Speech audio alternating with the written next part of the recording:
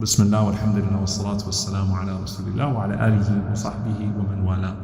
So this is a subject, typically when we talk about du'as and the acceptance of du'as, we talk about the deeds that cause du'as to not be answered, right? The deeds that cause our du'as to not be answered and the deeds that cause trials, bala, to descend upon us.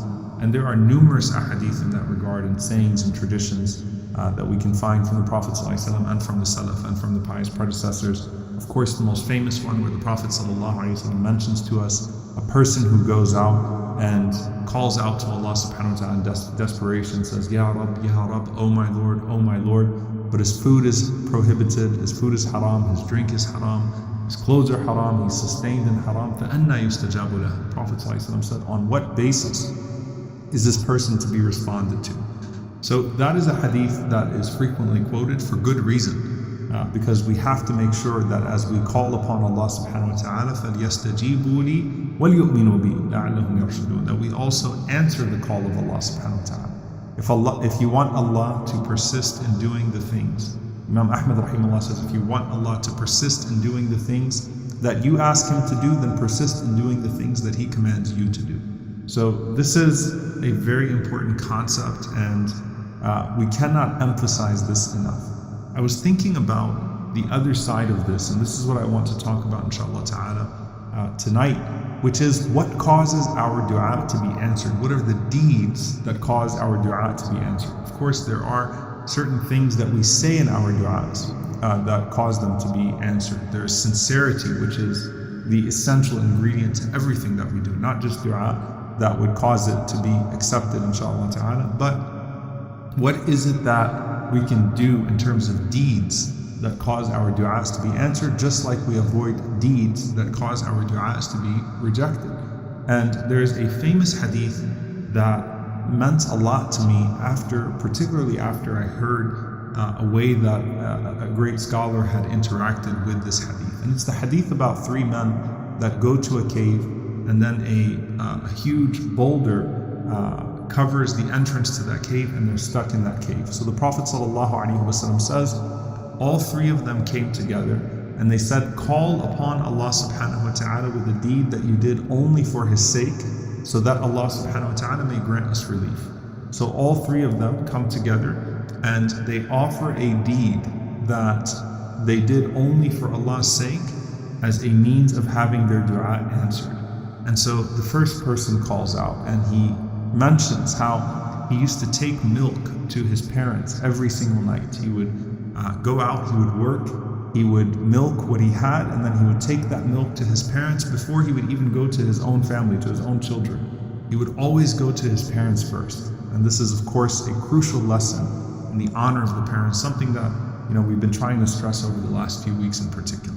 So he would go to his parents every single night, and he would serve the milk, and they'd be waiting for him to arrive so that he could serve them that milk. But this time in particular, when he got to the house, they were sleeping. So what did he do? He didn't want to disturb them. He stood with the bowl of milk next to their bedside while they slept. He let them sleep in peace. His children wanted that milk. Others wanted that milk. He waited for his parents, as he always did, to serve them first. And once they woke up, he gave them that milk. And he said, "Oh Allah, if you know that I did this only for your sake," and this is the common thing that all three of them are going to say in some version, "In kunta ta'lamu anni fa'altuhu ibtigha'a wajhik," if you know that I did this seeking your pleasure, then relieve us of this hardship. Okay, give us relief from this hardship. And so he calls out to Allah with that, and Allah subhanahu wa ta'ala causes the boulder to move. Another man, the second man, calls out to Allah subhanahu wa ta'ala, and he gives this instance where he says that I had a cousin who I desired greatly, and she was obviously someone that would protect herself from zina, from fornication. And there was a year of famine where she became very vulnerable and she needed money. So he kept on approaching her, and she got so desperate that she said if he gives her 100 dinars, then she will give him what he wants. So he gave her the money, and just as he gave her the money in her vulnerability and he was about to take advantage of the situation, he was right about to commit that act of fornication, she reminds him, she says, "Fear Allah subhanahu wa ta'ala and do not break the seal unlawfully." So he said, at that moment, I got up and I left her, And oh Allah, if you know that I did that only seeking your pleasure, then relieve us of this hardship. So the boulder moved again, and there was just a little bit more left so that they could escape from the cave.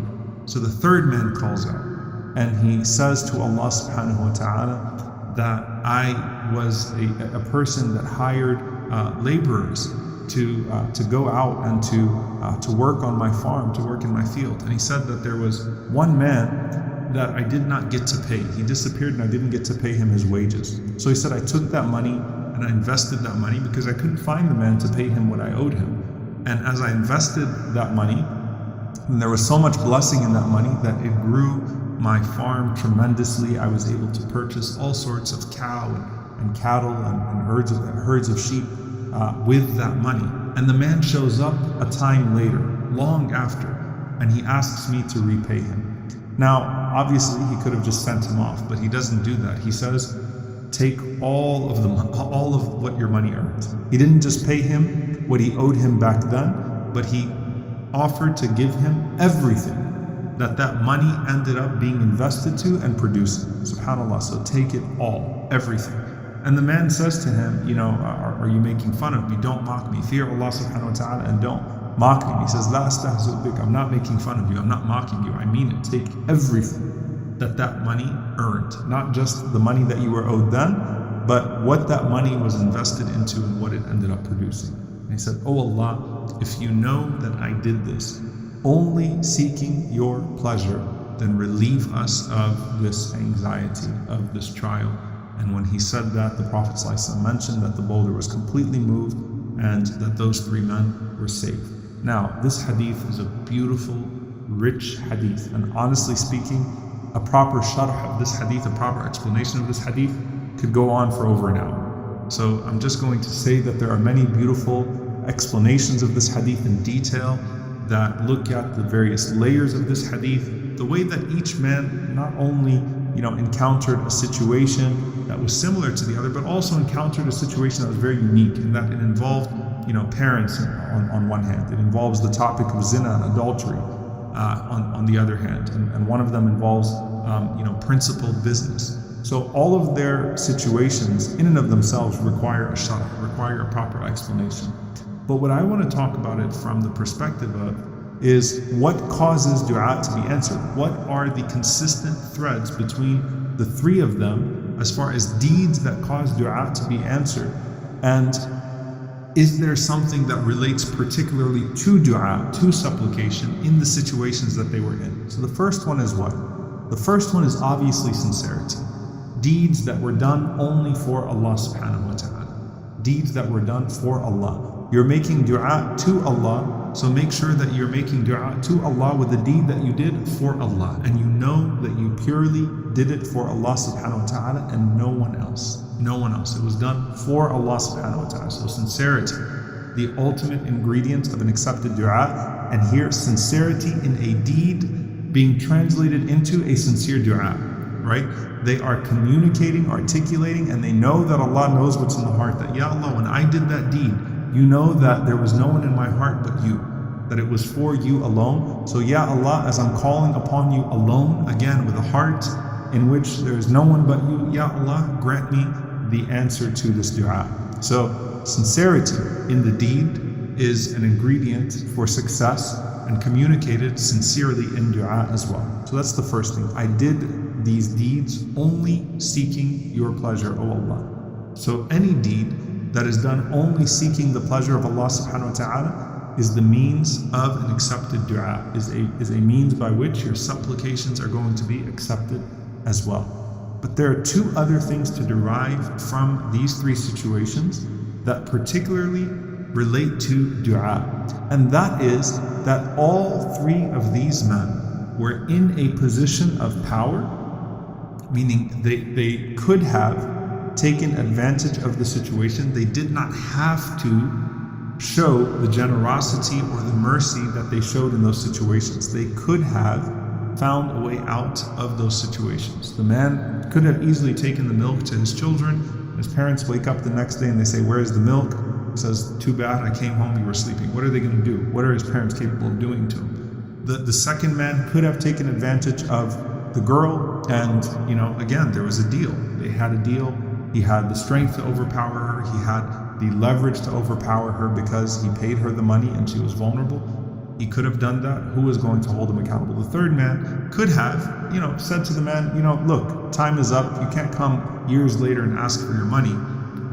There was no way for me to know that you were going to come back later. I assumed you were gone and I had to move on with my life. You should move on with yours as well. What was going to happen in that situation? So all three of them had the power to disobey Allah subhanahu wa ta'ala, but they chose not to disobey Allah subhanahu wa ta'ala. All of them were in a position of strength in those moments, and they chose not to disobey Allah subhanahu wa ta'ala with that strength. Okay?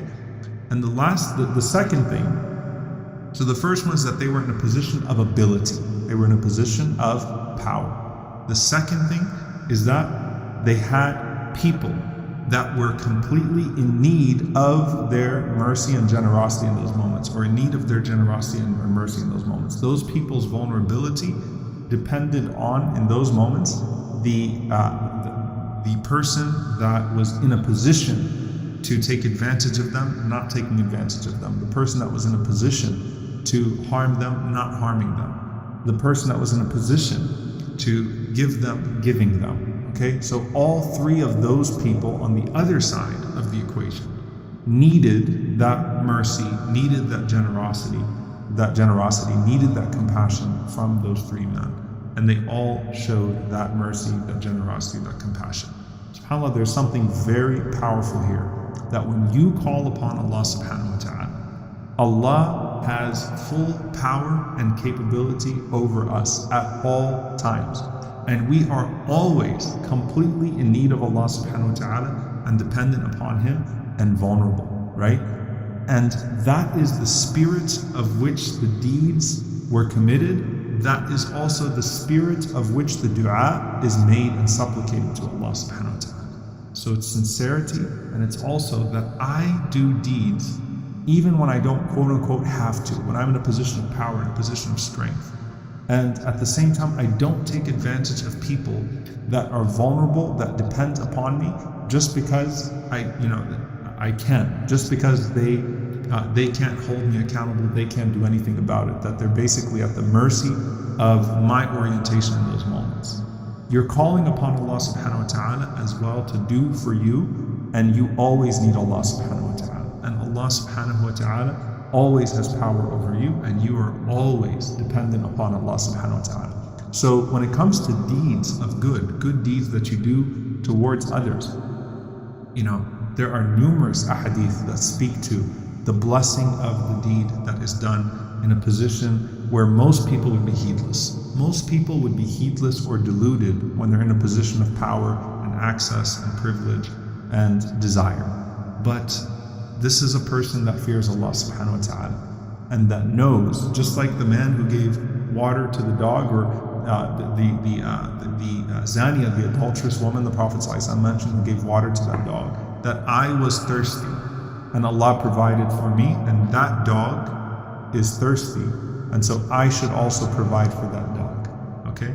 That's the mindset of a deed that causes a dua to be accepted, of a good deed being accepted that causes a dua to be accepted. Now, I mentioned to you all that there was a very particular way that I really came to appreciate this hadith from a scholar who encountered this hadith in a very unique way. There was a scholar who was passing away, or he was about to pass away. He had a harsh disease, and as he was fighting this disease, he saw this dream while he was unconscious. And he, in this dream sees these three men.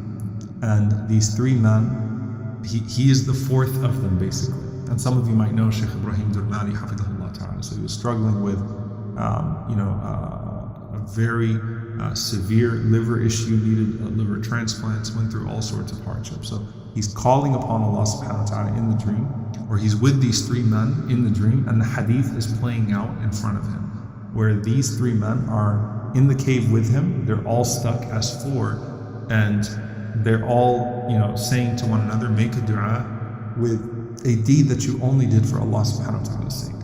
So each one of them starts to make dua to Allah subhanahu wa ta'ala with the deed that they only did for His sake. And he memorizes the hadith. He knows Sahih al-Bukhari, and he's watching it play out. And then the difference in the dream is that he's the fourth person, and that he is now told by the other three men, now you make a dua with a deed that you only did for Allah subhanahu wa ta'ala's sake. And the boulder is dependent upon him. So he, as the fourth person in the dream, is basically like the third person in the hadith, the last person who needs to think of a deed that he only did for Allah to cause the boulder to move, to have that dua accepted and to cause the boulder to move. So I remember him sharing with me, subhanAllah, that he actually had to sit there and think like, okay, what deed in the dream, right? What deed do I know that I only did for Allah subhanahu wa ta'ala, seeking His pleasure in the spirit of that which we know from the other three men communicated to us by the Prophet ﷺ. What deed did I do, ibtigha'a wajhihi subhanahu wa ta'ala, seeking His pleasure alone? And he thought about it and he made that dua, and the boulder moved, and that's when he woke up. And subhanAllah, he recovered from that horrific illness that he was suffering from. And that experience, if you think about it, like, what if you were in that position? What if you were the third person or the fourth person in that cave, and you have to make a dua with a deed that you only did for Allah subhanahu wa ta'ala? What would that deed be? And if you can't think of deeds in the past, think of deeds that you will do between you and Allah subhanahu wa ta'ala. Even if you can think of deeds in the past, you never know if your intention was taken or part of it was taken by the shaitan. What will I do only for Allah, only for His sake, to cause Him to be pleased with me, to seek His pleasure subhanahu wa ta'ala, and to cause my du'as to be accepted? May Allah subhanahu wa ta'ala accept our deeds and our du'as, keep us sincere in our deeds and our du'as. Allahumma ameen. Jazakumullahu khairan. Assalamu alaikum.